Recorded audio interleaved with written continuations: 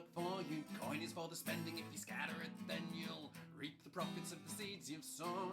What do you know? Look, I turned it into a throne. We do what we do to keep the water flowing. The more you give, the more it keeps growing. I don't want your gifts, I don't want your charity. I just want to see some other love and prosperity. The wheel keeps turning, the wheel keeps turning, the wheel keeps turning round. If the water won't flow, then the crops don't grow, so the wheel keeps turning round. The wheel keeps turning, the wheel keeps turning, the wheel keeps turning round. If the water won't flow, then the crops don't grow, so the wheel keeps turning round. I make my living by the sweat of my brow, the strength of my voice and my lyrical know-how. I work hard, I spend freely. I'm not rich, but damn, am I dearly placed to think of virtue and preach it to the masses. The fruits of my labor I use to fill glasses. Life is for the living is the message I'm selling. The scent of success is the aroma you're smelling. The wheel keeps turning, the wheel keeps turning, the wheel keeps turning round. If the water won't flow, then the crops don't grow, so the wheel keeps turning round. The wheel keeps turning, the wheel keeps turning, the wheel keeps turning round. If the water won't flow, then the crops don't grow, so the wheel keeps turning round. Hold fast, cause it might sound funny, but the truth is wealth's not just about money. It's the push and the pull and the give and the take. It's the things that we share and the joy that we make. Give me your attention, I'll give you my time. Lend me your ears and I'll fill them with rhymes. I'll give you words to make your soul burn and take your breath away in return. Yeah.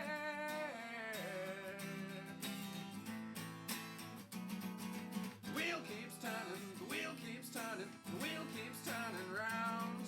If the water won't flow, then the crops don't grow, so the wheel keeps turning round.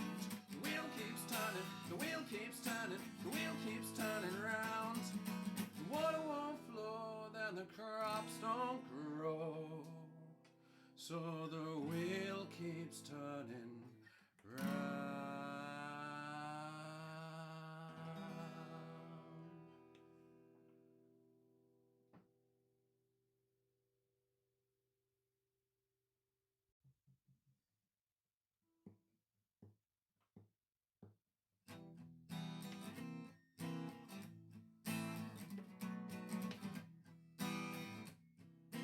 Let us bend our shared imaginations and turn this mundane warehouse into a stage, a bar for catwalk enjoyment, a dance floor for dancing and partying, to make it all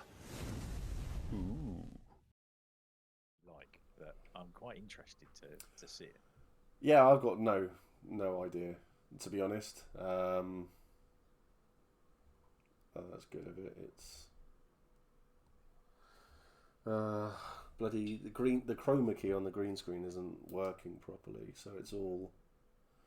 I've got a little bit of like light right above my head. That's not shining through that well, so I'll crop it out, I think, a bit, and then they can have that. Yeah. So hello everybody. Welcome to the stream. Professional as always. We're here. We're talking. Yeah, I forgot what we're doing. We're doing stuff. So we've got the wonderful, the delectable, the handsome Rich from Shooting Cosplayers. And that I was meant to have links and stuff like that done, but I completely forgot. I'll put that on YouTube. That'll be fine. But yeah, we're just gonna be chatting about LARP in general, photography, interests around it, experiences, conventions, more than likely. I'll obviously be talking a little bit about Epic Armory again because, well, I'm counting down at the moment. It's like 6 weeks away, so yeah, lots of stuff going on.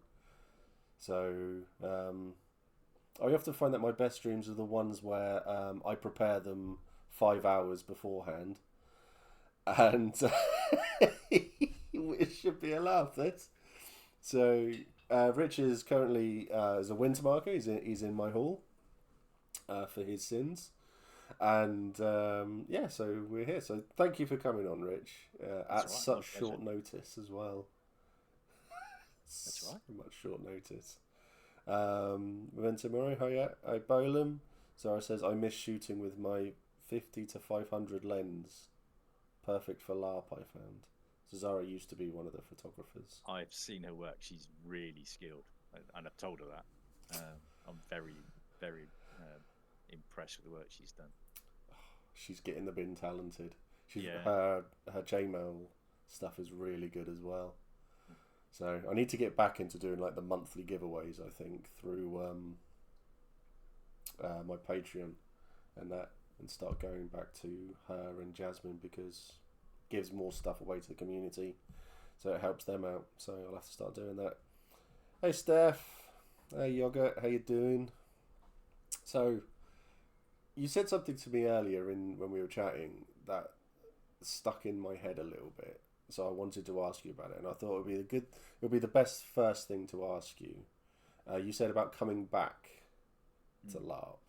So when did you actually start LARPing? So I started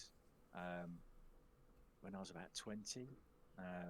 But me and a bunch of my friends, this was, and it's going to really show my age. This was before the internet. So we found out about live role playing from a magazine. I think it was called GM or The Adventure. I can't remember, one of the two. And there was this article about Dumnoni Chronicles. Okay. And there was some great photos, and it looked amazing. So, and then we found out actually it's like an hour down the road. It's not far at all. So we arranged to go. We had a fantastic time. We looked ridiculous. Our costumes were awful. And because back then, like I said, no internet.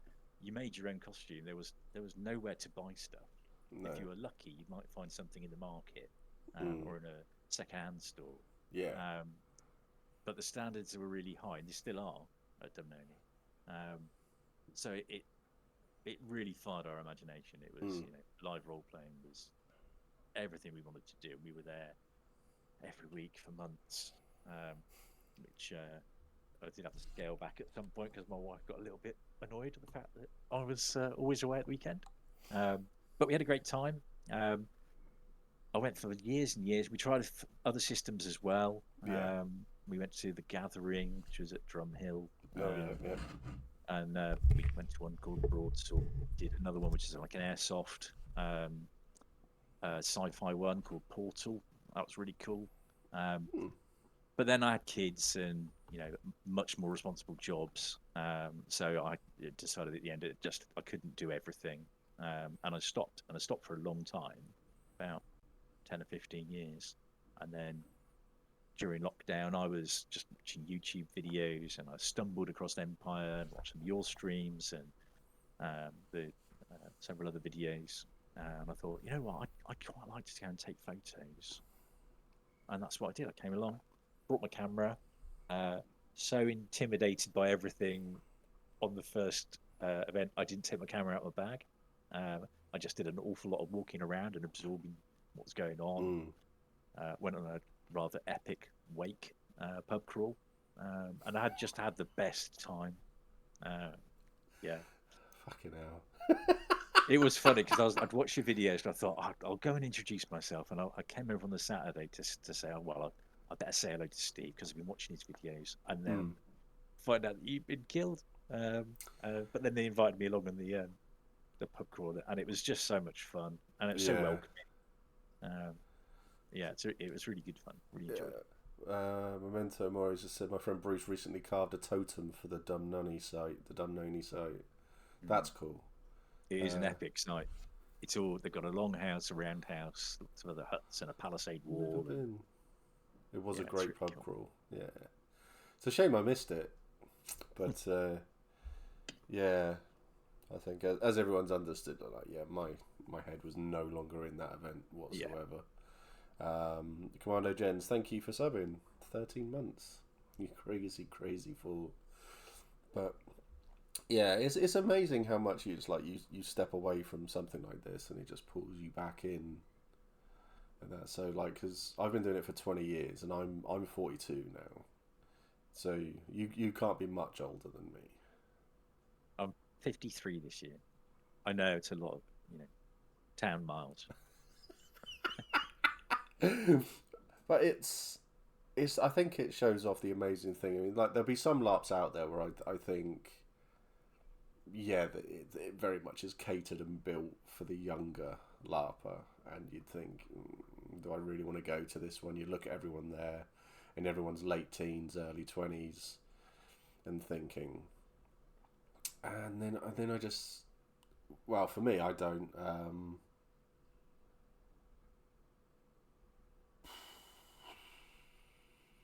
Sorry, something's just appeared in chat.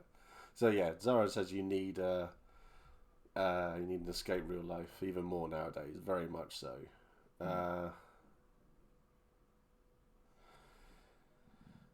Well, it's quite interesting for me because one of the last times I went Sorry, live someone role just got playing. banned. Oh, okay. Was it? Hope it wasn't something I said. No, One of no. the last times I went live role playing back then was I took my kids along and they were like 5 and 4, and they Mm, had a great time, but it was tough, um, and I decided, it just isn't what I'm doing now. yeah. Now my son comes with me. He's 21, and Mm, he loves it. He's bringing all his friends with him, and yeah. You said it's yeah. very He's much going to be where drinking I us out was. of house and Oh home, yeah, isn't he? So yeah. that's I'm glad. good. I'm all right with I'm, that. I hope you got enough barrels because they'll do their best put a dent in it. Yeah, we've got about 150 pints in 3 barrels. So we've decided on a third flavour now as well for the Okay. pub. So we got Balls Piss, which is the peach cider. Max Left Nut, which is the summer fruit. Yeah, 2 summer fruits. And we've got, I can't think, was it lingonberries, loganberries? Kiwi and elderflower, you said, didn't you? Yeah, yeah. It turns Yeah. out I must have dreamt that, Oh, and that's a flavour that doesn't exist anywhere in the world. So I did well there. Um, but yeah, yes. Is it lingonberries or loganberries? You could buy the cordial in IKEA oh yeah. basically. Lingen. Thank you, yogurt. Yeah, so lingonberries as well. So we're gonna have a barrel of that too. So Have you decided on a name for that one? no, not yet, Okay. not yet. Um, I all I IKEA went style. to Yes. back when I was going to Dumnoni, they did a first festival event. It was called Mayfest at the time, Mm. called Outlaw now.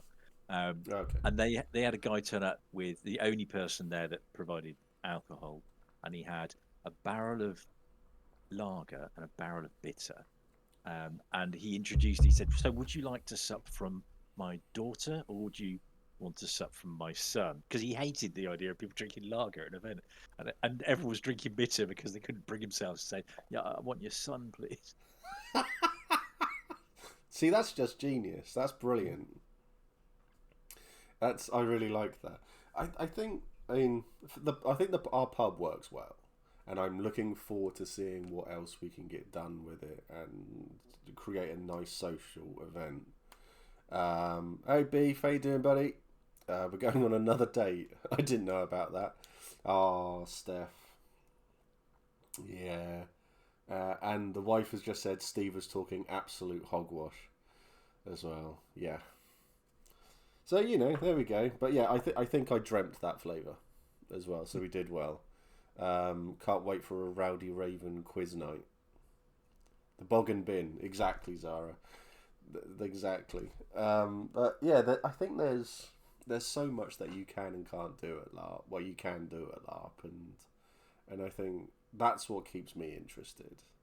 I Albeit, think I mean, I know I've been talking about like doing egregore stuff and things, but it is really nice that the world is everything is so open, and everyone is so welcoming, and everything it is in the majority such a safe place as well.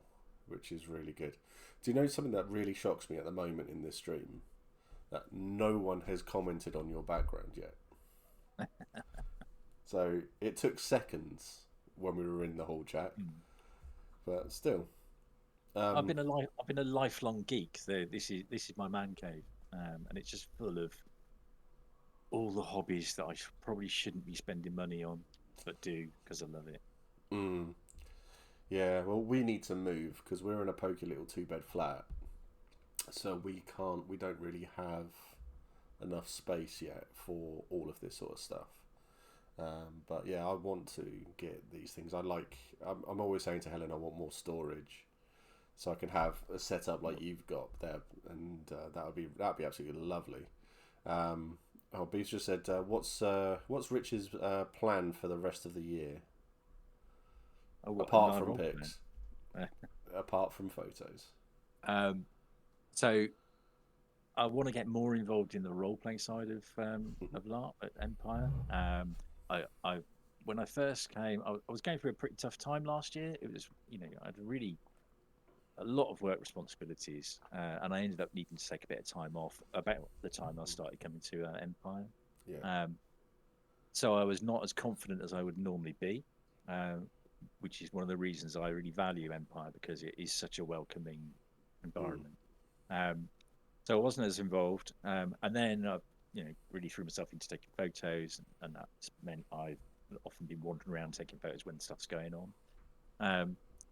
I'm going to use my time more wisely, I think, at events. I've got a number of Comic-Con conventions to go to this year, where I've got a lot of cosplay photos to take, and I've got my first trip back to Dumnoni in 15 years or so. Wow. To take photos there in August. That's so cool. That is really, really cool. Hey, Dawn. And of course, you've got all your magic stuff as well at Empire. Oh yeah, we're really throwing ourselves into the Coven stuff. Yeah, it's gonna be great. Yeah, I have to admit, I'm watching you all get so excited about it, and then I'd sit there in the corner dozing off. It's. Are you saying you're not going to come and sit in Conclave for 3 hours with me? No, God, no. That's never going to happen, at all. I find it. I really struggle with the Magic game in general. It's very much I can see why people love it, and I can see why so many people are heavily into it. And I think, as funny enough, as Mac, I bought Magician. Not many people know that, but I had Mac was a mage as well. Mac could open portals. Mac could go to the Hall of Worlds, and it was because Mac spent so much time bothering Eternals. But so I've actually done it all. I have done that as Mac. I did a very, very basic ritual as well. I think it was Summer Law. That was because Mac spent all of his time trying to get into Cathan Kanay's pants, but she wasn't having any of it. Well, she was a few times, but that's another story. But yeah, so I really struggle with it, and I'm always following other people's leads on Magic. And I have sat in the pub and asked someone to explain the Magic game to me. I was there for 3 hours, and we gave up because we were both drunk by the end of it. And I can't do it. I will openly admit I'm not very good at it. I think because I work in a council, going to Conclave is a lot like going to a meeting with a bunch of councillors. There's a lot of talk, a lot of rules that no one really understands. But what I'm quite excited about coming up is going to Conclave and doing stuff that you would never be allowed to do in a council chamber, like manipulating votes and shanking in a nice way. See, if you shank somebody in the Hall of Worlds, people will see. Wait till they leave. So there's a lot of stuff that we can do there, and I quite like the idea of getting involved with Conclave and being not in a bad way, but being disruptive in a positive way and trying to change how things are. Yeah, we are excited about it, and we're all geeks. So. should take a crossbow to Conclave. That would get stuff done. If it's just sat there on your lap and loaded, ready to go. And then if anyone takes too long and refuses to move, you can just shoot them. Sounds like Ron Swanson's desk in Parks and Recreation, where he's got the shotgun. He points at people that he's interviewing. Love it. I think that would work. Oh no, there's no hashtag get Steve to Conclave. No, we're not having that. And nothing much gets done. Exactly, Han. Crossbow and an egg timer was my bid to reform Conclave instead of the recent changes. See, that would work, Bolan. It would be really, really good. Ryan said, "We'll make sure you get buffed. Don't worry, Steve. You muggle." Nice. So you've had that one Conclave. For fuck's sake, got Conclave on the brain now. Convention that you mentioned before we came live. Which, what was it? UK CGF. So it's UK Comic Con and gaming festivals. They run really good Comic Cons all over the country now. They started out just down the road from me in Taunton a few years ago. That's about 5-6 years ago.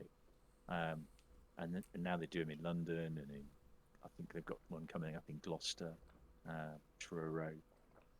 So there are a lot. They do a lot of events. It's a really positive place for cosplay. Good. That's one of the things that attracted me to it. That everyone is made to feel very welcome. Yeah. So, yeah, I'm going to take my lights and my backgrounds to the next one and get some nice portraits. Well, if they ever fancy having someone talk about LARP there, I'd be more than happy to. I'm sure they would. Because I'm doing MCM. You did that before, didn't you? Didn't you talk? I did it for you. I did it for 2 years. And I still keep all my my lanyards and stuff like that. It's a nice memory. So yeah, I've done a lot there, and I've met some amazing people. So I met got quizzed on LARP by Simon Pegg. Cool. Yeah, so him and Nick Frost were planning on coming to Empire. Oh wow. Yeah, and they were talking about joining the Imperial Orcs. Oh, that would make sense, because then they don't want to be recognised. Yeah. But I did say to them that people are very good at, they'll see someone they recognise and not approaching them. Mainly because they will make the conscious effort not wanting to ruin their game. Yeah. I said, so you may find that you're there, people go, oh my god, it's Simon Pegg, and no one will ever come and talk to you, in character or out of character. So you'll be stuck on your own and you'll have a boring time. And that, so... Can you imagine the film they'd make of live role-playing? Well, yeah, could you? I mean, I would love... I mean, I gave him my details and hoped, beyond hope, that I'd get an email at some point saying... You never know. We want to come along. This was years ago now, so I doubt it. But it would be... That would be wonderful. And then... so I met Tom Hiddleston as well. Yeah, he was there talking about Loki stuff. So, and I got to... so the guy who talks there, a guy called CJ, really nice guy, so much energy, I don't know how he does it. And I walked over to him while he was on the stage. There was obviously no one watching. I just said, who's backstage? It's just like, no one. It's like, no, come on, who's backstage? It's like, no one. I was like, come on, you got to take me backstage. Who's back there? It's just like, no one. And he sort of like ushered me back. It was Tom Hiddleston. Just stood there and we all just started chatting as well. It was really nice. Just lovely people. Yeah, really, really. He's such a nice guy, Tom Hiddleston. Yeah, Zara drools over Tom Hiddleston. Yeah, really, really nice guy. But the one that got me the most was Gerard Butler. Oh, right. Wasn't at Comic-Con. I met him in a petrol station. And I was buying beer. And I propositioned him because he was basically heading back to a hotel, and that was him done. And I was just like, do you want to come back for a beer? And he was just like, if I didn't have a very early flight, I would. I was just like, it's a shame. But he is a lot more handsome in real life than he is on the films. He is such a lovely guy. I've missed so much talk and chat. No, I haven't really. The changes have been good. Hopefully, we can get back to the event at some point. Yeah. Steve's first true love. It's a true story. True story. So, what is it you like about conventions and that then, rather than say coming to a LARP event? Because I suppose they're two very different things. They are. I guess when I first started taking photos properly, we bought a camera for my other son, for a course that he then lost all interest in. So we had a camera on hand with nothing to do with it. So I thought, I'll take some photos. And I tried lots of different types of photography, landscapes and astrophotography and all that lot. And it's okay, but it really didn't really get me fired up. No. But taking pictures of people really did. I love that. I don't know. There's just something about taking pictures of people that is really cool. But when you're first starting to take photos of people, most don't want their photo taken. My wife definitely doesn't want me to take a photo. My son will put up with it maybe once or twice. So it's really hard to find somebody. You either go down that taking aspiring models photos in exchange for free photos, they give you your time, or you find a group of people that like having their photo taken, and that was cosplayers. And the fact that, like I said, I'm a lifelong geek. The idea of being able to take photographs of people dressed as Aragorn or, Sauron or something, it was just awesome. Yeah. They love their photos being taken, and they've got great costumes, but loads of work into it. And you see lots and lots of different people at an event at Comic-Con. So you can take lots of different types of photos. One of the limitations is it's normally in a crowded conference hall or sports centre, and the backgrounds are normally terrible. So that sort of prompted me to get into Photoshop editing and changing backgrounds, and that was a whole extra hobby, really. And it's the same at live role playing. It's different at live role playing. You've got to be more discreet. You can't really pose for people, which you can at Comic-Con. But again, the costumes at Empire are amazing. So it's just trying to catch that moment. Yeah, most of them are amazing. Yeah. Mine's wank. Aspirational. Mine's wank. It's truly awful. As I says, I find LARP is more reportage. Cosplay is more editorial posed. Yeah. LARP, you're capturing the moment and trying to capture the feeling and mood of the scenes. And cosplay I found is more posed and staged. Yeah, that's very true. So I walked around the last Comic-Con I went to was before COVID, and I was there with Adam Sal North, who does cosplay, a lot of cosplay photography, and I was amazed really, because he turned up and I had a couple of we were sat down having a coffee, and his phone was going mental on Instagram because people were seeing that he was there, he was a photographer, and people were messaging him and going, can you come and take photos of us? Can you come and take photos of our group? And all of that. And it was insane. It was absolutely insane to watch. I couldn't get my head around it. But then I was getting people coming up to me and saying, can I say you're this guy from Vikings, aren't you? It's just like, no. You should have said yes. Yes, I am. I should have done, to be honest. I should have done. But I just, the whole Comic-Con setup, I find, convention setup is very strange to me. It's quite challenging. Comic-Con, obviously, the people are there for me to take photos of. I mean, I'm not saying they're there so just for that reason. Just for you. They're all at the Comic-Con. That's where you go to get them. To get photos, but generally the photos I get at Comic-Con aren't that good because you've got crowded halls, there's loads of people, you don't have the space you need, lighting's almost always bad, which is why I'm so lucky to be able to take my lights along and set them up sometimes.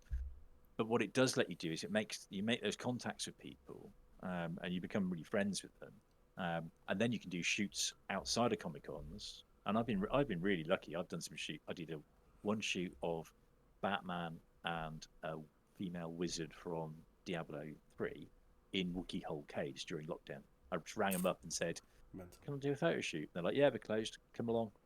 So we did that. Wow. I don't know. Had a great time. Another one, I did an Avengers shoot in a brand new power station in Cornwall. Mm. I got to admit, a big part of that was my brother runs it, so I probably wouldn't have been able to do it otherwise. But I love location shoots Yeah. because they're just better. But it takes a lot of organising. Yeah, I can imagine. It's, I mean, like getting LARPers together to do anything is like herding cats. Yeah. So I can't Although imagine. the Reapers had the Reapers Ball at the Mm. beginning of the year, and that was fantastic. It was so good because there were loads of people in great costume and just filing through for me to take photographs of. I Yes. really enjoyed that. So I'm quite looking forward to this winter and see what player events I can get along to. Mm. I mean, you had a lot of people. I'm not just pointing at myself here, wanting to take very silly photos Yeah, as I well. love the one of you've seen the one of Patrick, and he's Oh, got with his it, cloak. yeah, It's just really funny. yeah. They're really good. I mean, a lot of the photographs. I mean, the Reapers Ball was just a phenomenal event in itself. Really good. And that, but I won't tell them that. I think Bonham's actually in chat, so I shouldn't have said it. But no, they did phenomenally well with all of that, and I think player events, a lot of them are dependent on the location as well. I mean, photography is something that I wish. It's alright. I had nothing to do with it. Okay, that's fine then, Bonham. That's all good. Yeah, it's like I wish I had an eye for photography. I went out and bought a camera actually like years ago, and I've still got it. I've never used it. Oh no, I think I used it once or twice, and that was it. And it's still sat in there in a very faded box. I don't even know what it is. I don't even want it anymore. So it's, but yeah, One of my I've got so friends- much time and respect for people like yourself and Zara and like Ollie Facey, Charlotte Moss, and people like that who do all of that. Ben, who do all of this fantastic stuff, and it's just amazing that they can do it. You lot A can friend do of it. mine he's a more of a professional photographer. He used to be dive photographer. Mm. Roy Small page. He's done a lot of Damnoni photos as well. So I know some people will know him. He said to me when I first started, he said, "Well, don't worry, you'll get good once you've taken your first 20,000 photos."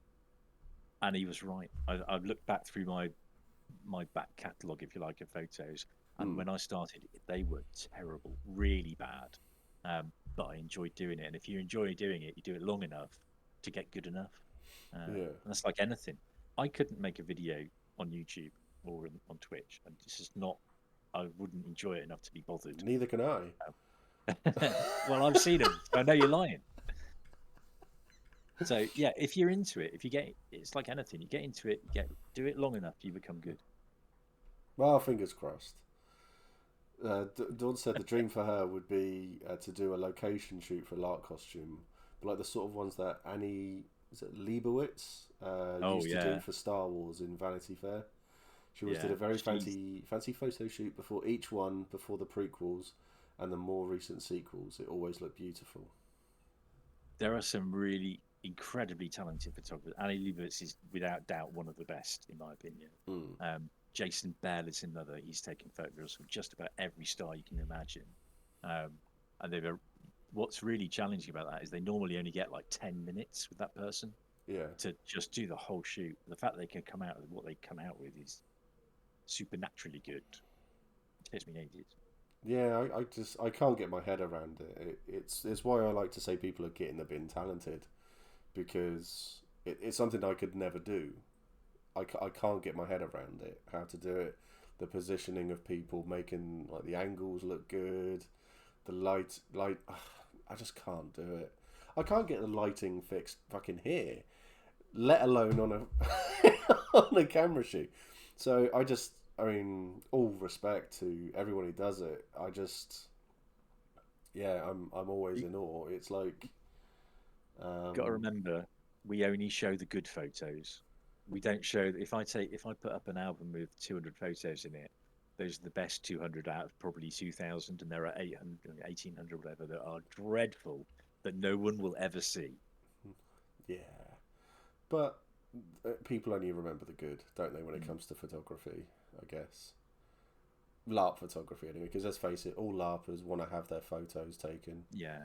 I took 5,000 at Maelstrom, I might have put up 800, Zara. It's just crazy. I mean, it's like trying to film in the field is a challenge.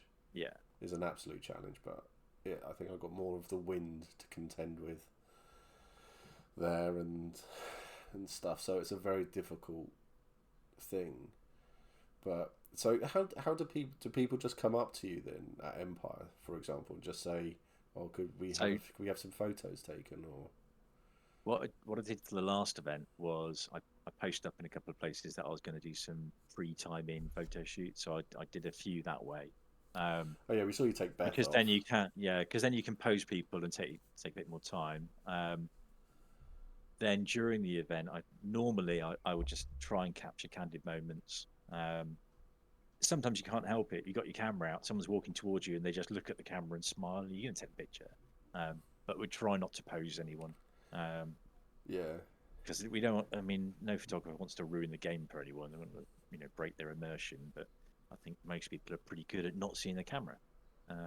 So yeah, like I think somebody was saying earlier on, it's about capturing that moment and the feeling of what it's like for that character. I wish I could take a picture of every single character at an event, because I think everyone deserves a good photo. I'm saying I'll get a good photo every time. They did one thing very, very early on where Charlie Moss was in a tent and she had everything set up. Yeah. And you came through individually and you had your photo taken and it was put on the PD website. And I look so young and youthful in my photo. Now, oh my God. Was it Rich said something there? I was chuffed to get a Rich pick in my new kit. Oh my God. No, not saying it. It's like it's just a kid, and it's just made me chuckle inside like a child. Yeah, I know what you're thinking. Yeah. Don't think it hasn't occurred to me. That's amazing. That's amazing. Oh dear, oh dear. So, Zara said, how do you deal with the perception that only awesome kits set up get shot? Yeah, I thought it was the same question. That's a really good question. That's a really good one. As a photographer, my attention is drawn to first to really good kit. I can't help it. If something looks amazing, I want to take a photo of it.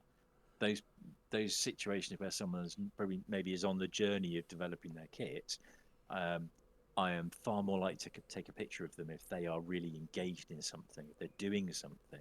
They're standing there outside Moorish queuing, I probably won't take a picture because I can't see a way of making that look great. But it's not really about the costume. It's the facial expressions and the activity of what they're doing is really what draws me the most. But it is difficult. I do feel bad about not taking pictures of people when I just don't have the imagination or creativity to turn what I'm seeing into a great photo. That's a limitation on me, not on them.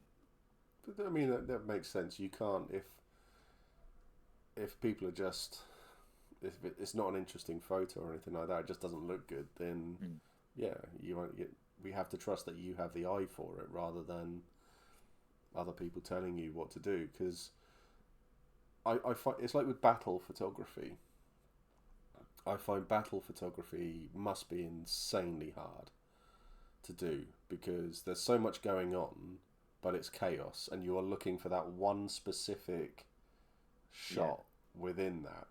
And some of them are really good. So there's one shot that's on the wiki of a guy helping up a young lad who's obviously been picked up.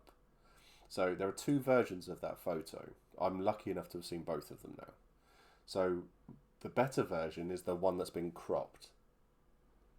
The other version has me at one end of it beating up an orc that was charging to get this young lad, but it just didn't look right at all. So they didn't use it. And it's like, that's great. That was, it's nice to hear that reason, but ego dictates that. It's like, but I saved that kid. I want to be seen like that. And then you look at it and go, oh, it looks horrible. I really don't like that photo. So, but yeah, stuff like that. But then there was ones where I think what's one of my favourite photos of me, I will add, and it was very early on. It was my very first character. So this is year 1, and I was lying on the floor face down, and I'm holding the weapons, my weapons, and I'm picking myself up, and I'm looking at the person, not the photographer. I'm looking at the orc who knocked me down, and I'm looking pissed off, and I'm picking myself up, and I'm staring at him, and they got that photo right on. It was right on the money, and it's just really nice because it's like I've got flecks of grass on my face. There's no beard whatsoever, and it's a really good photo because it's battle intense. photography. I haven't done a battle yet. That's partially because my knees aren't very good, and I don't feel right going to take photos of a battle if I'm not going to a monster. I might be persuaded to do it at some point, but those battles, they move fast, and everyone is moving at the same time. So you got some technical challenges around taking photographs. So that you've got to have quite a fast shutter speed. Luckily, it's normally quite bright.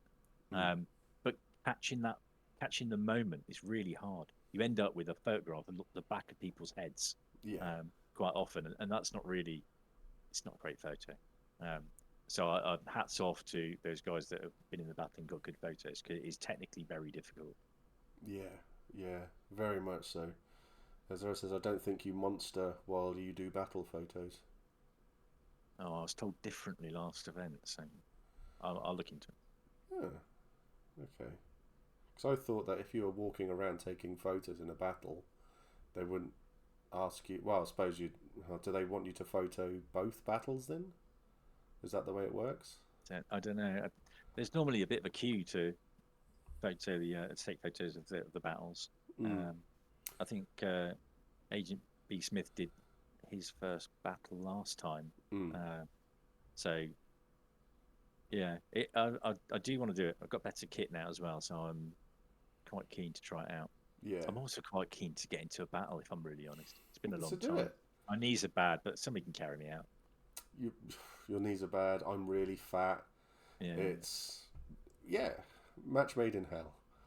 Right, right there. It's. I think battles are fun to be involved in, but the good thing is that if something is wrong, PD just help you get out of the field. This is what happened to me in the last battle. Yeah. I got with all those pod shots. Fuck me, that hurt so much. And Social and his like 6'7"ness was physically exhausted, and he could barely do anything. So they escorted us off the field, and that was great because I think it's just what's needed. They don't expect you to. It was a very challenging event for heat, so I'm surprised more people weren't suffering. I don't know. I can't imagine. I get hot in t-shirt and shorts. I don't know how people in full armor manage.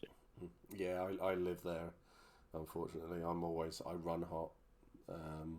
Helen has glass ankles. It goes up on the. Tom organises slots, but I believe it goes up on the Facebook group. Together, our hall is one functioning human. Does make sense. I think Helen said her favourite photo was the dabbing with the weapons at E2 that you took as well. So I think I love all the photographers because you get to see some really epic shots that show a great story, but you also get to see the moments where you think, oh God, I can't believe that's happened. That's so stupid. That's amazing. That needs to get framed as well. I think for me, one guy stopped me and asked if he could have a photo because he'd never got a photo of himself like role playing. And I thought, absolutely, I couldn't think of anything better, really. That, if you do photography or any hobby, really, you want to do it. It's not about recognition. It's about making sure that what you're delivering has got value. And some in that situation, that guy loved that photo. He was over the moon with it, and that made me feel really positive about what I was doing. I think that's what is good for the photographers as well, isn't it? The feedback that you get saying, "Oh, that's great," or "That's amazing," and all of that sort of stuff. So it's like, I love our hall photo, not the serious one. That's boring. The one of you in the front. Yeah. Yeah. Yeah. I'm channeling my inner Randy Orton. So yeah, if you watch wrestling, yeah, and you know who Randy Orton is, and that was great. And because I've always been, LARP's fun. So you get your fun shot, get your silly shot, and all that, and then get your serious shot.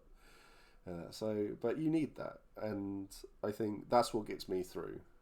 That we can laugh at ourselves, and we can get all of that sort of bits, but I also love going through and looking. So like, if I'm going through your photos, when someone kindly puts the link up for me because I'm not on Facebook, and I go through, and you just sort of like, you're looking through, and you look at some of the kit that's out there now, and it's like, I remember seeing a lot of these people in the field, and then all of a sudden it's just like, fuck me, this kit is amazing. It is so good out there.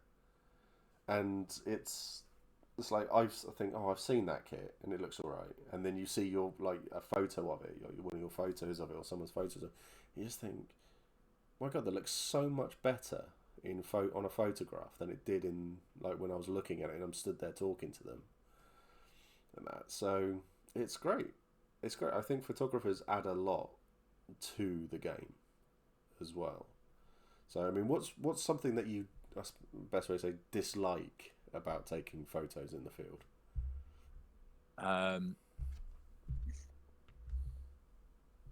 I genuinely, when I see somebody in incredible costume and they look amazing and they're in a really good place, I really want to be able to just stop them and say, stand here, look there, do this, hold your sword, because I know I'll get an amazing photo, but that isn't really what we do at live role playing. So it feels like there are missed opportunities, but it's just the price you got to pay. You can't. I don't want to. I like doing the pre-game in shoots to be able to do that. But there are so many moments I'm standing in the wrong place, or I've got the wrong lens on, and you see a moment, you think, oh, I could have got that, and I didn't. But, you had that moment with Smith before last event, and that was funny. Yeah, his with his new shield, insane armor. Yeah, and shit, it's mental. His stuff, I can't get my head around that. Zara's asked, how much post processing do you do? Quite a lot. Photoshop. I use Photoshop a lot now, and Lightroom, which are both Adobe products. Lightroom is kind of like a process the photo, and Photoshop is change whatever you want.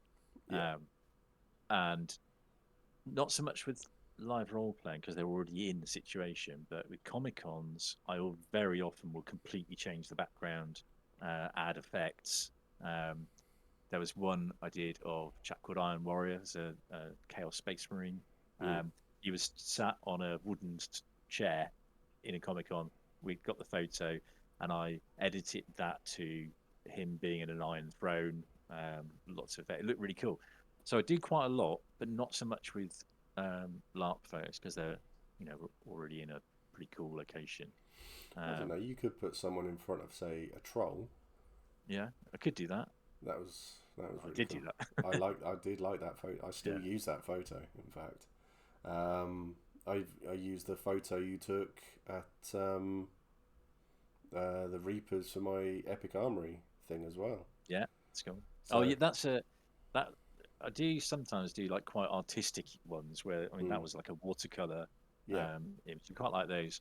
A normal shot, there's a bit of color correction. I normally clean up any spots people have got or blemishes and so on because I'm not a reporter. I'm not there to show the truth. I'm there to show you at your best. Yes.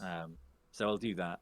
I'll clone people out the background if they're distracting, that kind of thing. Yeah. Ryan says, seeing you've been papped is just a nice feeling too.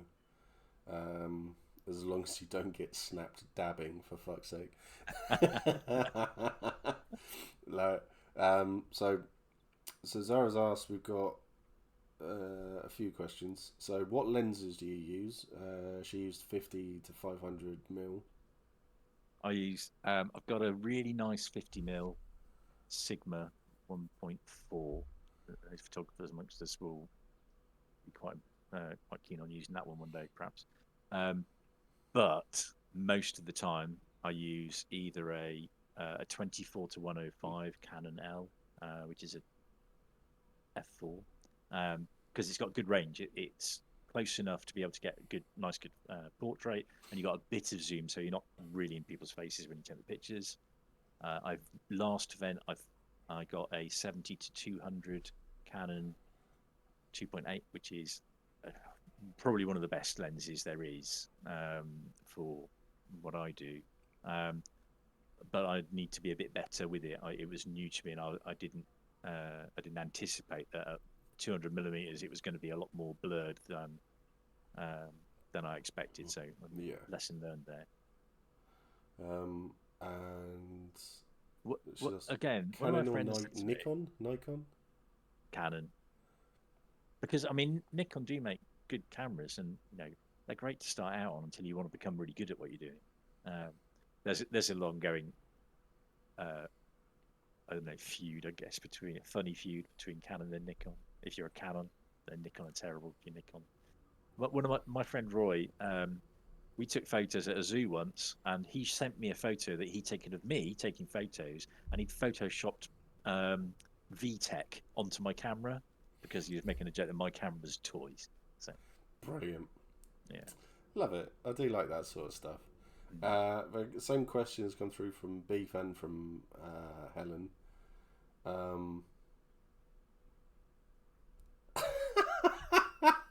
Pete has just said, is it true that it's actually common law to snap a photo of another photographer taking a photo? Yep. I've heard this is absolutely. The case. Me and Ben, Agent B Smith, have both taken photographs of each other while we're taking photographs of each other. That's cool. I like that. That's Inception level photography. That's really good.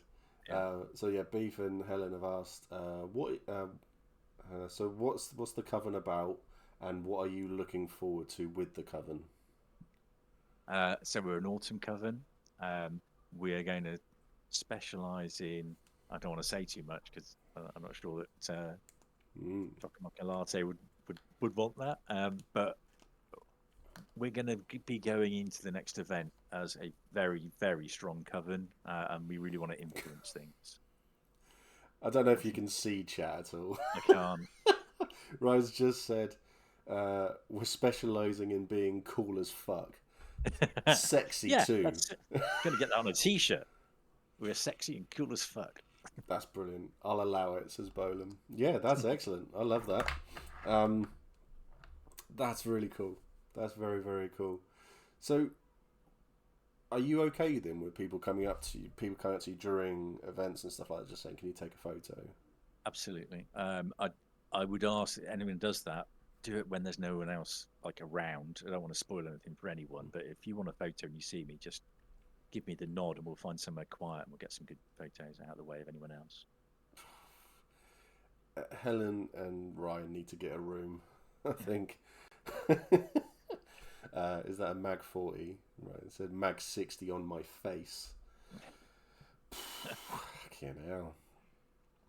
Yeah, see, I love the photographers. They've caught me on my absolute best and my absolute worst, and I've loved every second of it. So I mean, Charlotte Moss has caught me at my absolute worst because I don't even think my mum has seen me from that angle. So that was after my first character was executed, was told not to come back from battle. And and basically I was thrown back through the portal after I was killed, and I was just lying on the floor dead, and the Navarre picked me up and they were carrying me from the Sentinel Gate at the old site back into the woods. And the problem is that the people who were holding my legs moved apart a bit, so they ripped all up my crotch. And my boxers were quite loose, so Charlotte said, "I'm deleting these, but you can have them." And she sent me some photos, literally of me being carried. And I'm like, "These are great." Oh, that's my bollocks. So absolute worst. That was so funny though. I've still got it. I've still got those photos somewhere, for posterity. But Sorry, is it prostate? Is it for prostate, yeah. Oh, posterity. Okay. It's like, for memory's sake, I can go, look, there's the left nut. It's not there anymore. But so you've got to have all the time in the world. So this is a good one. So there's a lot of cosplayers and people who come and do LARPing as well and stuff like that. Are there any like specific LARPer or cosplayer that you would love to do a photo shoot with?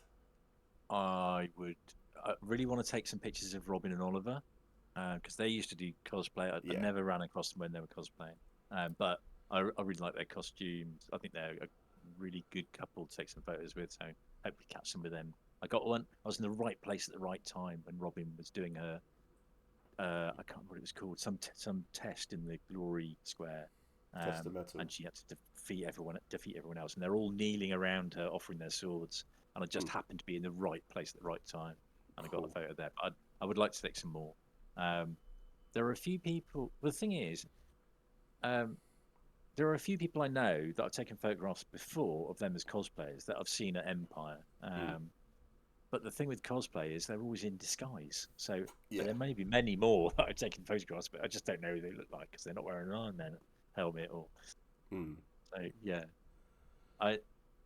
one of the things I don't charge for photos. I don't want it to be my job. I want to make the decision on what I take photographs of, who and how, and it's my hobby.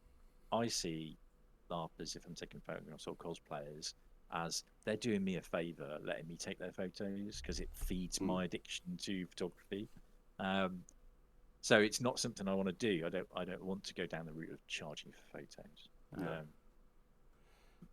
So yeah, I don't know where I was going with that. Yeah, so I mean, not charging. I mean, it's like if you had the opportunity to take these people's photos. So obviously Robin and Oliver, but so like cosplayers and stuff like that. Are there any? Yeah, there are a few. There are some really professional cosplayers that I couldn't really add much to because they've had photos taken by people with far better skills than me. Right. And I'm very much in awe of some of the other photographers out there that are just so skilled and really creative. Yeah. I tend to take a lot of photographs of the same people when I'm at Comic Cons because I know them, we're friendly, they don't worry at all about coming up to me and saying, "Can you take pictures? Got a new costume, whatever it might be." So I don't. There's a lot of people I've not taken photographs of, and I really admire their work. But quite often it's down to location. Yeah. Because if they're in London, I don't go to London much. I used to go to MCM quite a lot, but I don't go so much anymore. It's a long way to travel, and at MCM, most of the photos look the same anyway because they're all taken in the same place. So. Yes. Yeah, it's a very difficult environment, and there's not many chairs around. So I've been quite lucky because I've been able to leave my stuff behind the live stage. So they've got areas there, and I can leave it there, and then I go and pick it up at the end of the day. So I'm not carrying everything around with me. It says hard, so true. It says hard making long-lasting cosplayer friendship as it is with Imperial Orcs. I hope I'll recognise the orc friends again I met at E1. Yeah, that's cool. I'm in awe that they all wear a mask for as long as they do, especially when it's really hot. Oof. I don't think I could do that. No. They look incredible. I mean, the cover of my Facebook page, my photography page, is them marching towards me. I just caught them in the middle of Anvil when they were walking towards the Sentinel Gate, I guess. Yeah. And that's one of my favourite photos. They just look amazing, like they just stepped out of a film. So yeah, they're great. I'm sure they're a very close knit group as well, so I'm sure they'll be there. Yeah, the Orcs are fantastic. I don't think I've ever heard anyone say a bad word about them, really.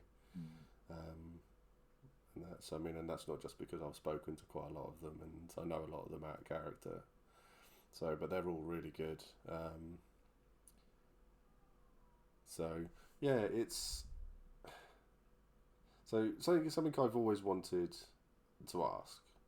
I've wanted to ask all the photographers at Empire this, because you get a lot of people who talk about, who say things like I've said, where it's like, I've always wanted to take photos, but I'm just not very good, and things like that. So, what advice would you give to people? We're not just LARP and Empire or doing anything like that, but like cosplay and things like that. So, what's the best piece of advice you would give someone, or a few pieces of advice? The best advice I got was, like I said earlier on, your first 20,000 shots are good training, but you'll start to get good after that. It's just being persistent and keeping on it, and just wanting to be good and practicing. But another thing the same person said to me was, um, every famous photo you've ever seen, the photo of Marilyn Monroe on that air grate, and every other photo that's stuck in your memory was taken on equipment that would now be considered completely obsolete. Don't worry about what you've got to take a photograph with. Concentrate on what you can see and how you Yeah. want to portray that in a photo. And Yeah. I think that's important. It isn't genuinely about the equipment, and it can be quite expensive. You don't need to spend a lot. You can take great photos with an iPhone. Uh, you've got more control with a DSLR, and you can do some things you couldn't do with a phone. But I wouldn't let that be a barrier. It's not what you've got; it's what you do with it. Thank you, Ryan. Yeah. Although somebody did once answer that when I said that as advice to a photographer, his mate said, "Yeah, but if you're going to cross the Atlantic, you're probably better off in a boat than a canoe," which is a good point. Very good point. It's a bad thing, No. but it's not the only thing. Yes. Yeah. That's. Yeah. I mean, I quite. I mean, I enjoy seeing all of the photos and things, but I think my favourite of the photos are the ones that have had something done to them afterwards because they're being used for specific things. So like what you've done where you've edited them and stuff like that. I mean, don't get me wrong, I love all the photos that you see because they're all good and it adds to people's events, really. So even like at... because there was one of me on stage at Comic-Con and I'm literally just sat there chatting, and there's like 5 of us sat in chairs and we're just talking, and I'm literally just explaining, and I used it as my Twitter photo for a very, very long time, and it just looked natural to me, and I really liked it. And there was no special lighting, there was no editing, and it was just fantastic. And it was just someone took a really nice photo, and I love that. One of my favourite photos I've taken was one I took right at the beginning of taking photos. I was it was a family fun day, and they had some of the UK garrison stormtroopers there, and it's this photograph. It was starting to rain, and there's this stormtrooper, and he's just about to fist bump this little kid. And when I took the picture, I accidentally cropped the little kid out. So it looks like this very sad stormtrooper in the rain. It's got no one to fist bump, and I love it. It's one of my favourite photos. It's not very good. It's not that sharp, and it's black and white. But it was just that moment of when I looked at it after, thinking, "Oh, sad stormtrooper's got no one to fist bump." Yeah. Well, he could fist bump, but he'd probably miss. He would. Yeah, it is a wonderfully difficult hobby, photographers. But I think putting anything out into the public domain always draws attention and stuff like that. So when you put stuff up onto Instagram and stuff like that, because I love it when you do, because I mean, I'm rarely on Instagram, and that, as Dolly will testify to, because I have like 15 messages from on Instagram. I still haven't read them. I might just mark as read. Don't know. It's up. See how I feel. But it is really nice when you see people who you've taken photos of, and you get the nice comments that come through. But what about the flip side of that? Do you get people coming to you as well, going, "Why did you take that photo for?" No, I've not had that.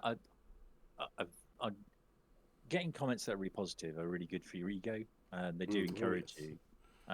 So I deliberately follow people that are way better than me to try and keep my perspective. That I've still got a lot to learn. I've never had anyone come back to me saying I hate that photo. I've had one instance where somebody wanted to take a photo taken down, which Okay. is absolutely okay, and, Yeah. and I expect that at some point. And I obviously respect everyone's wishes. If they don't want their photo up, they'll take it down. Yeah. But I've never had anyone come back and say, "Why did you take that?" But there are some rules you have to follow. You never take a photograph of somebody eating, because no one looks good eating, and it's always a candid moment. No one poses for that, and it's not very nice. And never take a photograph that shows somebody either at their worst or in a position that's vulnerable in some way. Like I said, I'm not a reporter. I'm there to show people as they truly are. I'm there to show them at their very best, Yeah. or how they would like to look. Yeah. So that's Yeah. probably easier because I don't put myself in a position to take those photos. Yeah. I've requested an eating photo removed before. It's just not cool. No, I don't think I'd. I think it would depend. Like if I was at a player event and they had the old medieval banquet Oh yeah, table, and it's all set up, and you're there eating with a big like I, leg of in context stuff like that's that. fine. But I've seen photos from other photographers, normally at Comic Cons, where they're catching Mm, somebody in a great costume and they're taking a break and they're eating a pack of crisps, and that's not a good photo. It doesn't achieve anything positive for that person. no, And that, but there are people that will take that photo and put them up, and I just don't think it's very good. yeah, yeah. Zara has said, I disagree. Vulnerable moments at LARP can be the best as long as it's IC. Yeah, that is very different. An in character moment when they're role playing, that's a moment to capture. Um, what I mean by vulnerable is I would never take a photo that would make somebody look stupid, or you know, less than graceful or awkward. Yeah, That's not what I'm about. no, Um, but it's different if that's part of a mm, scene and it's deliberate. yeah. Hi Jazz, how you doing? There was one photo that I saw this before COVID, and while I was still on Facebook, and it still makes me laugh even today. It's been removed. The person who the photo was of has still got the photo, and he brings it out on occasion on Twitter, and it is very very funny. And it was him staring off into a field, just staring, and the comment on the photo, the top comment on it was, "Oh, that must have been just after the battle, and it was really really hard for the league and all of this." And then he commented on it with, "No, I was actually having a piss. Can you please take this photo down?" And it's just like genius. It was just like you couldn't write it, but the photo was so good. If you didn't know he was having a piss, you wouldn't have known. But every time it comes back up, it's always, yeah, this is the pissing photo, isn't it? Because it's forever tarnished, but it's just a wonderful moment. You can't see anything, or you can't see him having a wee, but it was just, But he's got that faraway look in his eye. yeah, just edit the steam back in. You could do what like a Mighty Boosh moment and just like a 12-foot, like from a fireman's hose, going out, make it sparkle. Yeah, stuff like that. That would have been really good. But I still have no good picture. Just one on the Sunday when I was sweaty and Lineage was falling off. Who There was you that? go. That's Jazz. Yeah, Uh, I missed Jazz. I meant to got mixed up with somebody else and didn't go and take photos. Next event we're both at, 100% we'll get some photos. Are you at E3? I am. So's Jazz. Excellent. Should be Top of the list. I think she's coming over on the Thursday. She's coming over for drinkies as well. So because she's never really got to sit down and have a chat and a drink at the bar and everything. So I'm looking forward to that.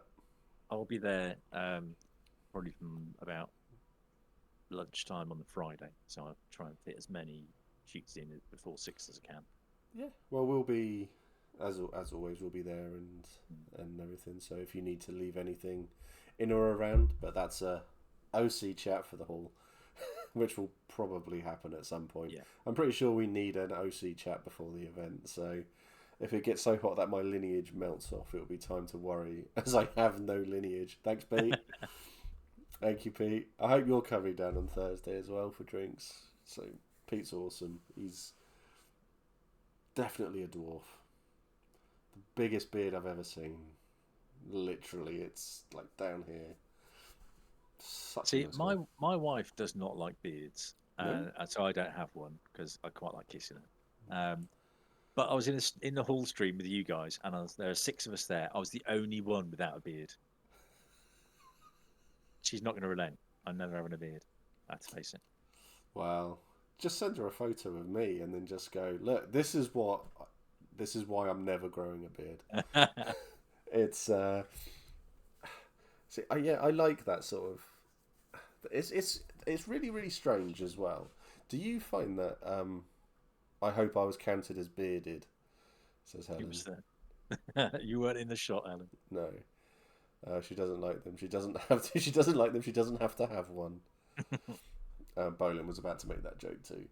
It's, it's a really strange thing because I like the fact that a lot of people who I've spoken to about LARP and are doing these sorts of things, their partners, people's partners always comment. They don't come LARPing and they don't go off to to conventions and do all that, but they always have something, not negative or anything like that, but they always have something to say about this person at LARP, because they hear about everything on through their profiterole vision, and all of that. So I find it really nice to hear these sorts of things that like partners are saying or friends have said and things. So like I've sent like friends of mine who don't LARP, they don't like role play, they're not interested in it in any way, shape or form. They don't play games, they don't do anything like that.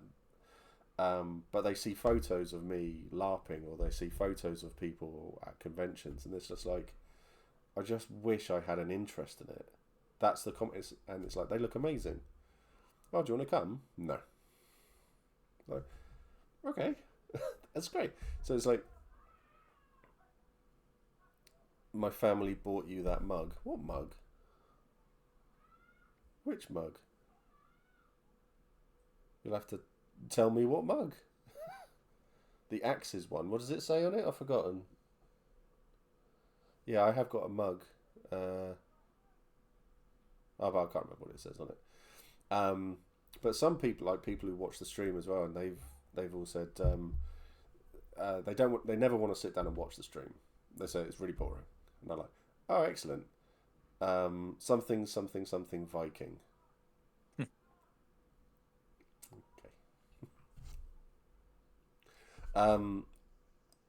But it's like, yeah, the streams are boring. It's like, I don't watch the YouTube or anything like that. Steve's laughing. He's crying with laughter. Oh yeah, I'm there for that though. It's like, what? It's really strange. It's like, I've been on a phone call with someone and they've said that they were watching the YouTube video, and when they could hear me when I started laughing, their wife came walking in just to watch me piss myself laughing and things. And it's really, really strange. So hearing your wife not liking beards, and so I think you'd sport a good beard. It would be grey. That's grey and probably ginger. Oh yeah, no one needs ginger in their life. No, a ginger beard. Can you imagine? I've married one. Oh, chat hate me. my wife has put up with my nonsense for 30 years. Mm. So, I really can't complain. She's actually very supportive. She's just not interested in it. She doesn't want to do it herself. But there's never been any problem with me coming live role playing or Yeah. conventions or LAN parties or whatever it is I want to do. She's always been quite happy with that. And now my son comes along as well. It's a really good time for us to spend together. Because Yeah. that won't last for that much longer, I don't suppose, at his age. Or No. build his own life. No, this is true. I suppose he turns up and it's a little bit of time with you, and then he's off with He's off with his friends. he's Yeah. off with his mates. Yeah, that's what happened. It's like with my daughter. She's 14, and please stop with the get Steve to Conclave. Get Conclave to Steve. Okay, that's a new one. Yeah, it's like Lily goes off and just does her own thing, but she's 14 going on 28, so it's just a thing that happens. Have you ever thought? Because I like to do the questions where I say to people, like when it's LARP, it's quite an easy one, just to say like money was no object, like what LARP would you run, and all of these sorts of things. Have you ever thought about going off to like San Diego Comic-Con? Yeah. Yeah. So my bucket list has only got one thing on it, and that is ride a motorbike, a Harley from Chicago to Venice Beach on Route 66, and then from there go to San Diego Comic Con. That is the trip that I want to do. I don't have a motorbike anymore, but I would get one again for that. I've always wanted to do. So it only took me missing out on one event before I joined my partner and came along. There's another. After decades of being together, my sister is finally going to join my brother-in-law at E1 next year. That's awesome. That is cool. What's FOMO mean? Fear of missing out. Fear of missing out, right. So I had no clue. I don't pay attention to this. I'm down with the kids. I know all the lingo. You're down with the kids. Which is only ever said by deeply uncool people. This is true. Yeah, I should start saying it then. Yeah, only took me missing out one event before I joined my partner and came along. Yeah, that's. I mean, it's like Helen only. I mean, me and Helen met at Empire, and the rest is history, really. And we're coming up to, well, in November we've got our 1 year anniversary, wedding anniversary. So it's I'm just amazed that she's put up with me, really, to be honest. But I think something that I would love to do is very, very similar to yours, and that is San Diego Comic-Con, because I would just love to do that, because I was approached by them last year to do a talk on LARP. Wow.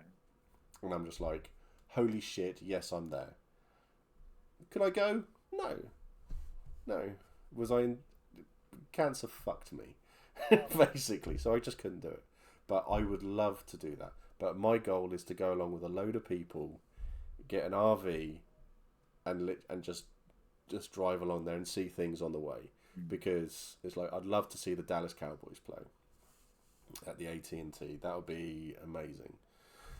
The only downside to that is the fear of going into Texas now and getting shot, because that's a very real fear now, because it's just ridiculous down there. They're genuinely, the fact that the mass shootings that they've had, just the volume of them are just, it's insane. It's mental. It's not news anymore because it's happened so often.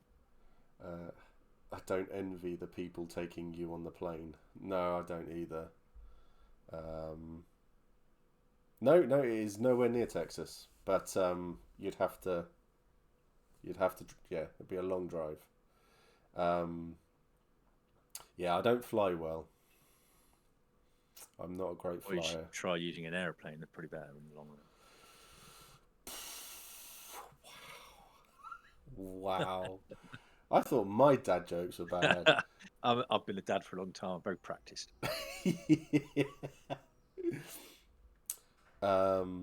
Yeah, 40 plus heat. It's going to be, unless you want to do a huge road trip. Yeah, that's exactly. I want to do a huge road trip. RV trips in America are insane. In 2007, I went from Boston down to LA and then on to San Antonio over 4 months. Fuck. Cool. I think that's the thing that people always forget. America is so big. Yeah. And it would just take so long to get anywhere, to the point of where I've actually forgotten where San Diego is. Because I don't think it's actually. You'd have to fly to see Florida though. Ugh. Been to Florida a few times, and it's a great big theme park. It's fun. I went to Indianapolis once, and that is a completely different experience. Totally different, because people there, they just didn't come into contact with people from England. So as soon as I opened my mouth to speak, they were clustering around, going, "Oh, say something else, say something else." It was a really weird experience. Yeah, it's a fascinating country. I am terrified of it sometimes, but yeah. I did. Went into a liquor store when I was on an exercise out there, and I went and cleared them out of Guinness. They can't drink at all. They really can't drink. They're terrible, Really terrible drinkers. It's hilarious. Apologies to the American in chat. They still worship the memory of you over there. Yeah, Callum. There we go. Miss Penna is a Californian. So, but I think from my experiences of America, they're very. I got away with everything, left, right, and centre, because I was in military uniform. So that was just bizarre as well. But now I would love to do that whole thing, go and see all of these people. I've been to San Diego Comic-Con a lot. It's great but exhausting, and it would just be so nice to see all of these wonderful people out there who do all of this, all these LARPers, and go and chat. Because my big thing is, as you probably know, is I love hearing people's stories. So especially like from LARPers and stuff like that. So I love to hear people's stories. And when we're not like focusing on your photography and stuff like that, and because you said that the next event you want to do a focus on your role play and stuff. Yeah, I'll still be taking photos, but I don't want to. I feel as though I'm missing out a bit by retreating into photography rather than getting involved. So yeah, make more of an effort. It would be so. Probably it'd be good to chat to you purely about LARP after E3 when you've actually got back into it properly, I guess. When you're not, when you and the Coven have gone round, caused all the shenanigans, failed to get me to Conclave, succeeded in getting you to Conclave. Yes. Archmage Cal. Sorry? Archmage Cal. Oh, God. No idea if LARPers go. Lots of movie and TV fans, and the whole comics industry is there, but getting drunk in hotels. Yeah, I can imagine that as well. Do you find cosplayers drift to LARP or LARPers drift to cosplay? That's a good question. I think cosplay drifts to LARP. Yeah. The more that LARP is represented at Comic-Cons, the more... Because a lot of people just don't know it exists. They know that they love dressing up, they love the whole crafting, they being in character, having photos. As soon as you then expose them to LARP, they go, "Oh my god, you can do it for real! You can get dressed up and spend the whole weekend." And they're really interested. I think cosplay is probably more common now, certainly than it ever has been, but it's probably a more accessible hobby than LARP is. So I think probably more likely to go from cosplay to LARP. Having said that, I'm sure that there are stories of people doing the opposite. Yeah. I ran years ago. I used to run a games club in my local town for kids to play Warhammer and Magic and so on every week, and it was really good. And we decided, well, we had to put on some sort of before Comic Con's really popular, but we were going to put on a games day. And I got the guys from Dumnoni to come in, and they were wandering around in a 7-foot demon costume, walking around the sports hall. And people were fascinated because they'd never seen anything like it. They just didn't know that LARP was a thing. And I think when people realise what it's about, it's very addictive when you get into it. Yeah, definitely. We're all nerds at the end of the day, and we're all about the same thing, and it's all about it's all about the community, and it's all about being supportive and looking out for each other. It's as long as you can ignore and avoid the gatekeepers, then you're laughing. Being a geek is cool now. 10 years ago, it was maybe starting to be more acceptable. 20 years ago, you kept it quiet. I mean, I didn't tell anyone that I worked with that I did live role playing. I didn't know how to explain it to them without me thinking that they would look down on me for having a really weird hobby. Yeah. I used to say I do reenactment. I do medieval and dark age reenactment because that was felt more acceptable, and I didn't have to explain. Yeah, we cast magic spells and we, whatever it was. But now it's not an issue. People accept it. Yeah. Yeah, they do. They really, really do. Bo just said, "Speak for yourself. I think anyone under 6 foot shouldn't LARP." Excellent. Zara used to said I used "I'm going camping." Yeah, I mean, I think for me it depends on who I'm talking to. So if I think there'd be an interest or they'd understand, I'll tell them everything. If I don't, or if I think they're not overly interested, then I'll just say I'll do reenactment, and that's it. So that's the rub of it all there. And half the time I will sit down and try to explain what LARP is to them, but more often than not, they're not interested. They don't care. And so it's I see a lot of people on Twitter who talk about LARP, and then when you say to them, you should come and do this, it's like, oh, I don't know where to start. It's like, well, there's this, and I'd send them like links of loads of different YouTubes or things like that, and then they don't reply, and I'm like, so you're not overly interested then? I think that LARP it's never really had a good media presence. It's not mainstream enough for that, and things like the film Role Models and yeah, right to that. No, you're right. It's not, I mean, Role Models. I really like Role Models. I think it shows some really interesting things about LARP and people becoming really involved in their hobby. Oh yeah. But to the general public, it doesn't really represent us very well. No. And neither does, say, Knights of Badassdom. Nope. But there are a few other ones as well that they don't really show the real side of LARP. But LARP's not really a spectator sport, and that's where its problem is in that particular route. Because how do you show people how involved you can get without getting them involved? Yeah, exactly. There's so much of it. There is so much of it that happens, and it's all down to you need that other person to, instead of just being stood there watching, to actually be yeah, Zara, you again, the perfect metaphor of it all. LARP is cricket. Yeah, that's really good. It is. You're watching it. It's rubbish. I hate cricket. Yeah, just find it's boring. It I is. play cricket and it's awesome playing cricket. Yeah. It is. Pete's just said you need a gateway friend, and yeah, that is exactly what you need.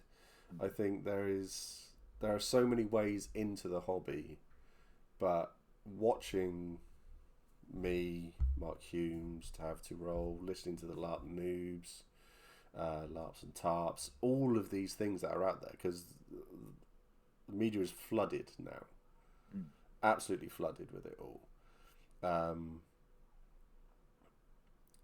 It doesn't explain anything, and it doesn't show anything. Because I mean, and I'll say this as someone who actually does it? It doesn't.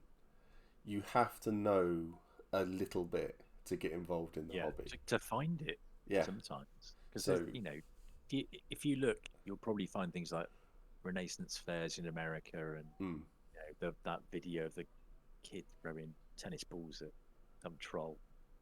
Doesn't set a great example to think, Ooh. oh, I really want to do that. Yeah. Have you ever thought about doing a one-shot online LARP on the stream? I don't think it would work. I think tabletop is a very different kettle of fish. You could, I mean, something that I toyed with last year, the beginning of last year, was doing a tavern chat. So get people with green screens and stuff like that set up, get them to have some mead, whatever set up, get in character and chat. And then I watched someone do it from America, and fuck me, it was awful. It was absolutely awful. So I don't think Twitch or YouTube would carry it. Spotify maybe, because you need your imagination, and you're listening to the people talking. But the look of it, I don't know if it would work. If it's going to be done, it would have to be done perfectly. You could say if you've watched it. Oh God, what somebody said. Pete's just said, imagining that just made my teeth feel funny. It's not wrong. It's not wrong. There's some videos by these guys in Australia. I can't remember them. Epic NPC guy is one of them. They're kind of live role players, and they make a lot of very, very funny videos. I think that will work because it doesn't rely on, it's not serious, and it doesn't rely on you knowing anything about what's going on because they're clips really. The challenge for live role playing is you really have to understand why it's important, why the conversation between, I don't know, two characters in Wintermark having a conversation about something. Why does anyone care if they're not in it and understanding what the consequences are? And there's so much building you need to get to the. I think that's why it probably wouldn't work. Yeah, it's is it Viva La Dirt? Yeah, that's the one. They do really good. They do really good stuff. Epic NPC, man. And the latest video we got, well, not latest. It's just come up the top. Role players versus grinders. Dealing with role players in a video game. Yeah, it's an interesting one. It's an interesting one. See, the concept I had for this was sort of taken off from like Drakenfest in a way, was to have people from 4 or 5 different LARPs who have all walked into a tavern in their world, but it takes them into this tavern and they're all there and they're all like, you don't look familiar, you're definitely not from my world, what the fuck? And they talk, and then it's like getting to know each other in the world, and then you have to explain who you are, explain where you come from, explain the politics and things like that a little bit. That was my idea for it. Copyright, no one nick that, that's mine. Even a small minor LARP conversation would require so much context and meaning to be provided to the viewer for it to have any kind of meaning. Yeah, exactly. There's so much exposition needed. I think that's it's too much of an investment in time to actually get to the punchline of why that scene is important. There's some online one-shots I've seen people talk about playing in, but it might not work. Sorry, if you chuck me those one-shots that you've seen, I am more than happy to sit down and have a look, and then I'll have a chat with some people, because like with the Epic Armory stuff that I've got going on, plug, hashtag not sponsored. I'm not being paid. I'm not sponsored. I think I'm going to meet a lot of people there. So like from Poland, Italy, Spain, and that, and it would be really nice. I'm going to be so interested to sit down, like having a chat with Ari from Ephemeral.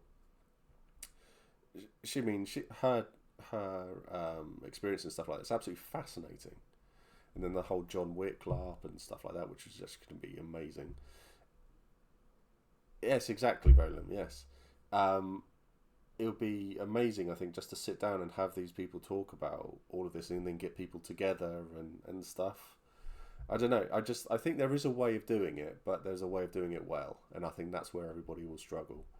I believe some settings would be better suited than others. I heard about fantastic sci-fi online LARPs during the pandemic, where everybody sat in their spaceship chatting to each other. I didn't join one myself, but I'd totally watch a stream of this if there were one. That's genius. That's really good. That's a really, really good idea.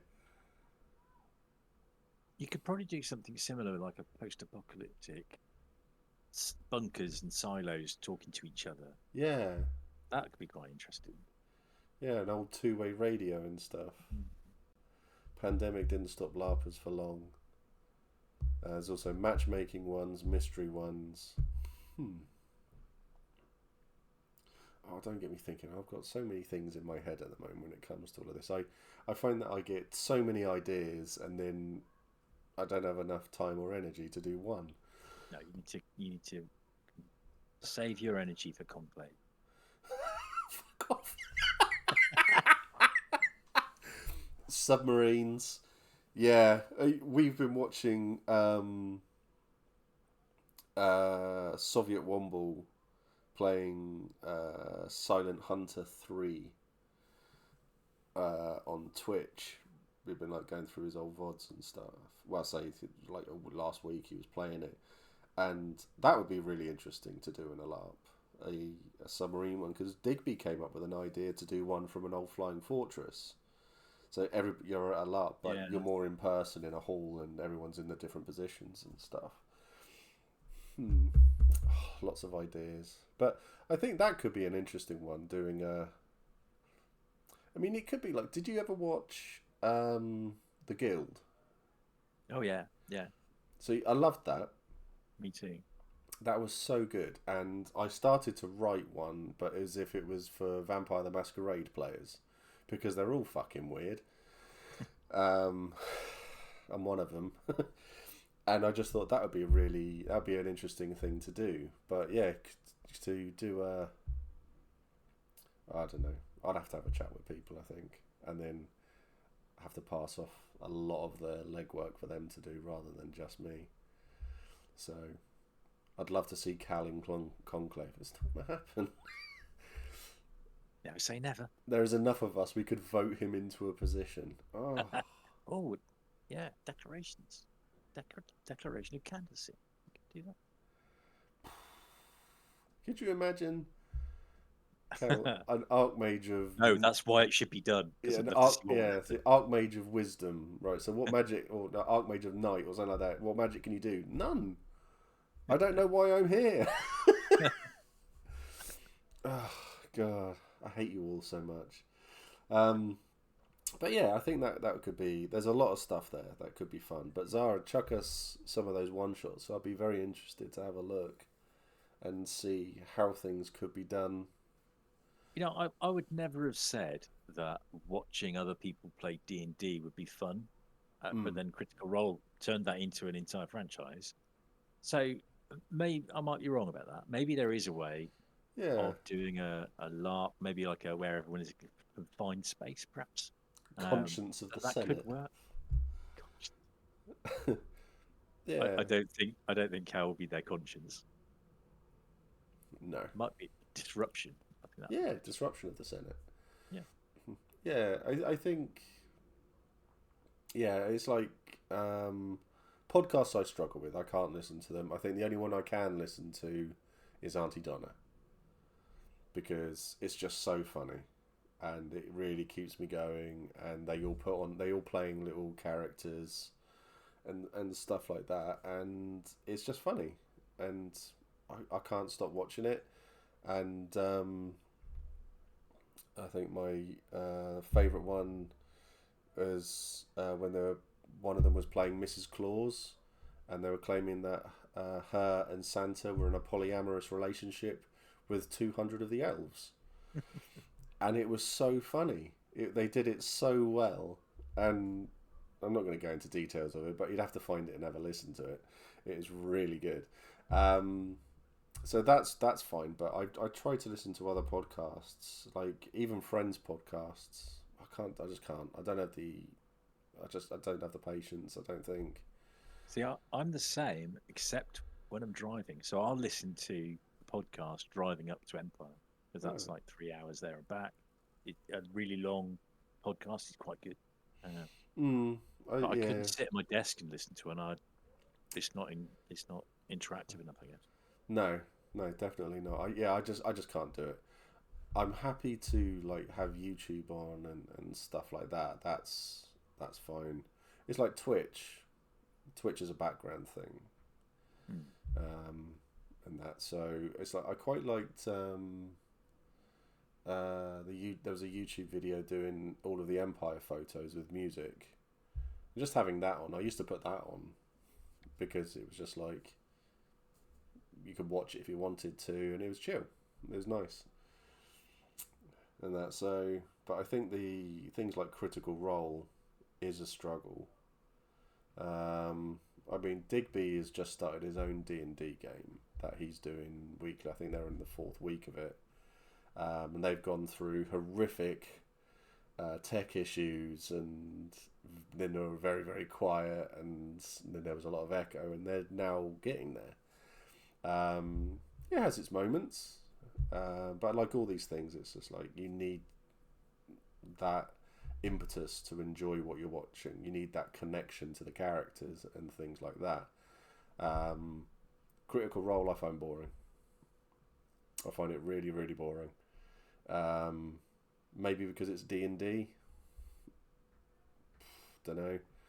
But then you put me in front of what was it, LA by Night, so where Jason Carl plays Vampire the Masquerade with a load of people like Cynthia Marie and all of that, and you feel immediately connected because I love the world of Vampire, and these 4 players they're all playing. They're not like superly powerful, but it's very political. The intrigue is there, and all of the players have a stupid amount of charisma. They're all and I want to know what happens to them. So, but yeah, I think it's the whole thing is still very hit and miss. It's why I try to do.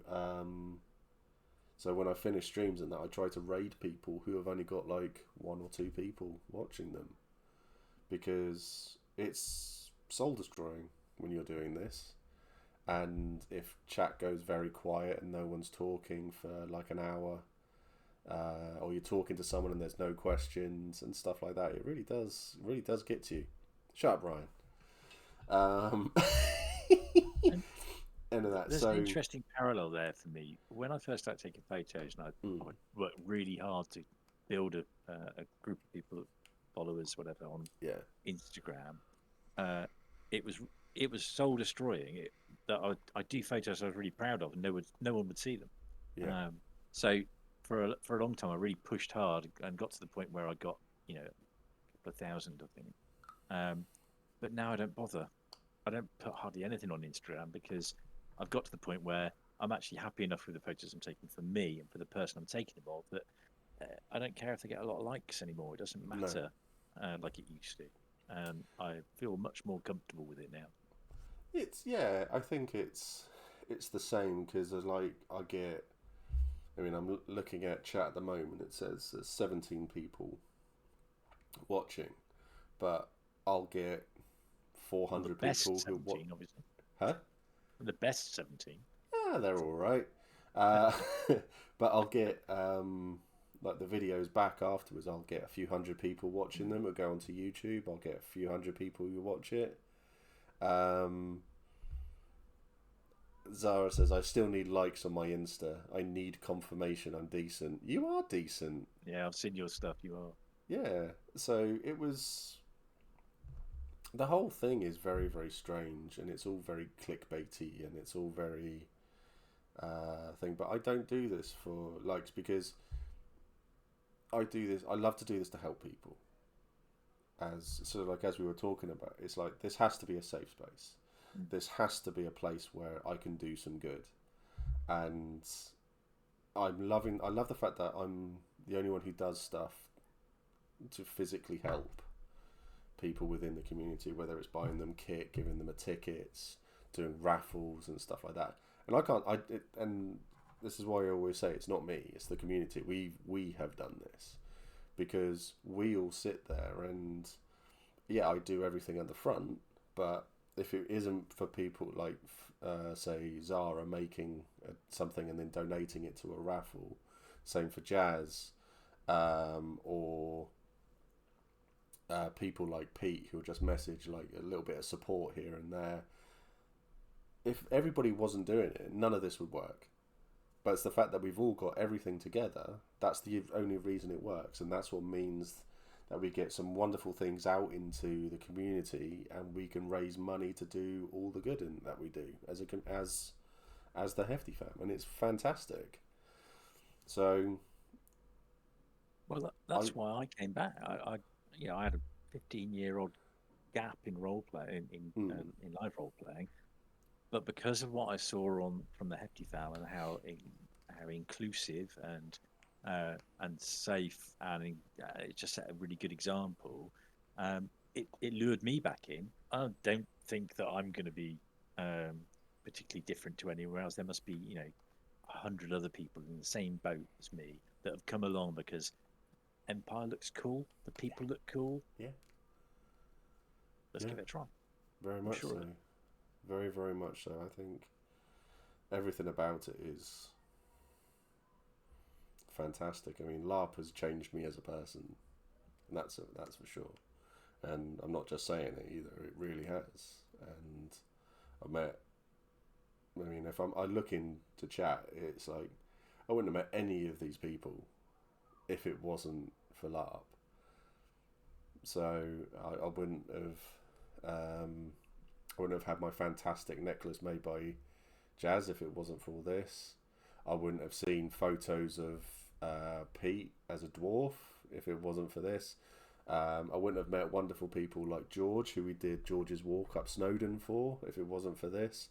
I wouldn't have been absolutely appalled at the amount of energy that Abby has, because my God, no one should ever have that much energy. She constantly dancing. And people, it's like the whole thing. It's like having Bolam come on my stag do, having like Digby and Matt and Dan and all of these sorts of, like, so many people who I've met have like with Ryan as well. Like they've come to like my wedding, they've come on my stag do and stuff like that. So LARP is life changing. It really is. So right, enough of that wholesome bullshit. How dare we? How dare we? So, Jesus, I've just realised the time. We should have finished like half an hour ago. I'm sorry, hun. But yeah, what we'll do is we'll do another, not a part 2. We'll do one where we talk about your event, because you've said that you want to do more role play and things like that. So we'll talk about E3 as a right. So what did you do role play wise? What was your stories that you've got? So all the fucking pressure in the world. Yeah, that's cool. We'll do that. Was that Abby actually puts puppies in blenders and drinks their essence? It's how she maintains the energy. Yeah, see, that wouldn't surprise me. It's I used to say, I'm going to eat your face and take your power. To people. He'll be Archmage after E3. Ugh. No, I really, really won't. I've got a few chats to have at E3 with people, and I'm looking forward to it all, because my journey's going to go. I'm either going to go carry on as a player, and I'm going to do this, or I'm going to be I'm having a chat about being an egregore. So, yeah. So, but it'll all be fun. It'll all be good, and it'll all be positive. And regardless, I'm not going to stop doing this. So, yeah. So bits of future. So Epic Armory stuff. I think I've got a 50% voucher off. So if someone does want to come, let me know, because I will have one 50%. Well, it'll be money off voucher basically for the event. So if you do want to go, let me know. Other streams, I want to do a LGBTQ stream to focus on their struggles as a community, and what they do and how difficult it can be. And I want to do a third women in LARP stream, not because I enjoy the death threats I get, I do, because I can. Oh my god, fighting with those people makes me chuckle. But because it's a topic that needs to be brought up, because misogyny in LARP and roleplay spaces is fucking disgusting, and it's still there. So yeah, so if anybody's interested in anything like that, then please let me know. Let your friends know, because yeah, it'll get done. And as always, I won't be the one talking, because it's not for me to talk about. It's other people to talk about. So, because it's their story. Can't think of anything else. Yeah, but thank you for coming on, Rich. It's been, like I said, last minute prep, but a really good stream. I've really enjoyed this. I've enjoyed it as well. Thank you for having me. Hopefully it's been entertaining. So now Rich has to do stuff at the event, or it'll be a boring stream. It was just me and you sat here going, yeah, didn't really do much. Oh, let's face it, I will never shut up. So we got...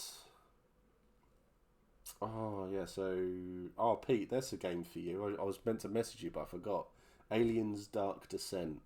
Wonderful game. I've completed it now. Really, really good game. Just don't play the ending.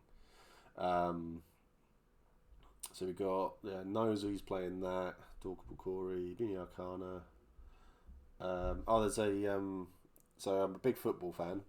So there's a transgender streamer playing Football Manager to one person. So I am in Clyde. Zervy's official. Thank you for following. Really appreciate it. So I'm inclined to go and raid them, because I think they're streaming to themselves at the moment. I do apologise that it's Football Manager. Sorry, the video will turn off, because why won't it?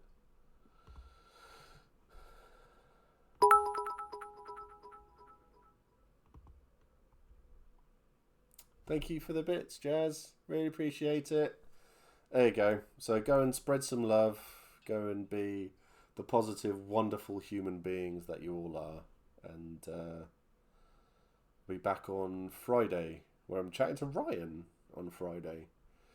Don't know what about, but we'll find out when we get there, I guess. Anyway, take care. Have a good evening.